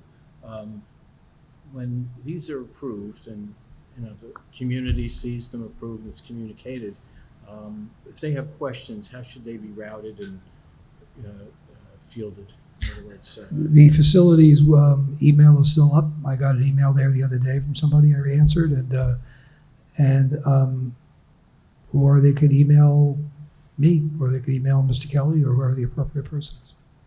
Or they could come to a board meeting. so Mr. Hurley, the website also has the ability. And the website, yeah, but that facilities email that we use is still functioning. Thank you. Okay, so I'll put forth the resolution for approval. Okay, do we have a second? Mrs. Sprayberry? Any last questions or comments? Okay, Mr. Kelly, you can take roll. Mrs. Ahmed? Yes. Mr. Conti? Yes. Mr. Healy? Yes. Mrs. Jones? Yes. Mrs. Lebrera, Yes. Mr. Mazzone, Yes. Dr. Racine, Yes. Mr. Sprayberry, Yes. Dr. Alani. Yes. Motion carried. Thank you very much. Okay, now we're going to move into old business. Is there any old business a board member wishes to express? Ms. Jones? I was able to attend the Bergen County School Boards Association meeting on January 29th. That was their breakout one where they would have attorneys deal with certain topics. One was educating immigrant students to legal responsibilities by Fernando Alonso. The legal responsibilities of educating LGBT students by John G. Gebert. Regionalization, sorry, I can't say the word, of districts, the feasibilities and legalities by Joseph L. Roselle. And pilot regulations, the impact on Bergen County schools by Christine Ann Soto. That was the one that I attended. I attended another one too, but that one in particular was of interest. They spoke with saying how school districts are faced with these pilot programs, one after another. All this construction is coming up for redevelopment. One gentleman got up on the Edgewater board, and they said they have approved a 60-story building overseeing beautiful New York City. And what is that going to do? The end all be all, and I did give Mr. Hurley the handout that they had, is that it's against the law for them in their pilot programs to write in an amount to give to school districts. But negotiations can be had with the mayor and council, and that it behooves your districts to stay on top of that. On top of that, I did go to the planning board meeting last Thursday night. They were discussing the Holman properties, which is on Park Avenue, from the Masonic Temple onto Mr. Holman's house, which actually faces Lincoln, and the vacant lot that was been a problem for some time on Lincoln Avenue. They are looking into whether this property should be voted on by the planning board to be redeveloped. They don't have a plan yet, at least that's what they were told. Many people got up and asked questions and stated reasons why they felt, please don't do anything more by adding so many more children to our districts. We're crowded enough. We've passed the referendum, and so forth and so on. The planning board appeared to have listened, but they turned around and voted in favor of the area being up for redevelopment. Again, it's not stated as to what the plan is. It is just now an area to be redeveloped. So that's something, if we can go to the planning board meetings, I think that's something that we should really watch and stay on top of. The old golf oil station that was on, that was a popular station years ago, on Union Chestnut is another area that I think has already been approved. And we still have the Agnew. It did not, the additional 45 units did not go through. They did not agree the amendment to put those through, but there's still 145 units is still up. As to when the mayor and council meetings are, sometimes it's a conflict with our board members' meetings, but I think, if we can get there, we should just at least show our presence. Thank you. Dr. Racine? I was just at the mayor council meeting before here, as part of my liaison role, and like Ms. Jones was saying, it was extremely crowded. I couldn't even park in front of town hall, and everybody had the same thread, as she was saying, talking about the Holman properties and the other parts of the town, and I think just about every single person I saw spoke mentioned, but what about our schools? So there is a great awareness in the town about think about how this affects our schools. That's the pillar of the community. I shared with the board, I think, in the last packet, a summary of meeting that Mr. Kelly and I had with the mayor. And a lot of the topics that brought up here, we touched upon at that meeting and will be followed up in subsequent meetings. We have a meeting planned, Dr. Alati and Mr. Mazzone, Mr. Kelly and I, and the mayor and Councilman Malahy the third week of March to talk about some topics. And, it's obviously a concern, and I think it's a concern people have, and I think about the schools. I think people are aware that I saw several people tonight, spoke to many of them coming into the meeting as I was leaving to come over here, and they were talking about their concern. On the other side of it, you brought up Edgewater, and I was with someone yesterday for dinner who was telling me about Paramus and Midland Park and Ridgewood is a real estate person, and Fairlawn and all these other communities where this sort of building is going on. There's a side of the municipal government, and the concerns they have about bringing people into town and making the communities viable and vital. So it's not an easy fix. I think the dialogue that we have to have is important to have, and I think our voice needs to be heard. I also think we have to understand, the other side of things too. It's not going to, there's got to be some way to come to some agreement on how these buildings are used and how considerations are given to potential student growth. So we've started the dialogue. The mayor has been very receptive to sit and talk, and we had a very candid conversation, and that lasted well over an hour and a half. And I think we'll continue to have these candid conversations and share the concerns.